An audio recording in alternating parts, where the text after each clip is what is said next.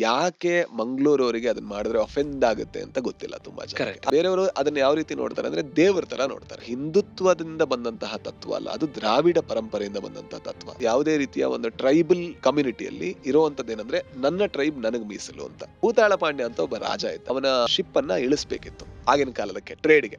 ಆಗ ಅವನ ದೈವ, ಆ ದೈವ ಒಂದು ಕೇಳುತ್ತೆ, ನನಗೆ ಇಳಿಸ್ಬೇಕು ಅಂದ್ರೆ ನೀನೊಂದು ನರಬಲಿ ಕೊಡ್ಬೇಕು, ಅದ್ ನಿನ್ನ ರಕ್ತಾನೆ ಆಗಿರ್ಬೇಕು. ಅವನೇನ್ ಮಾಡ್ತಾನೆ, ತನ್ನ ಹೆಂಡತಿ ಹತ್ರ ಹೋಗಿ ಕೇಳ್ತಾನೆ, ನಮ್ಮ ಮಗ ಇದಾನಲ್ಲ ಅವನಿಗೊಂದು ಕೊಡೋಣ.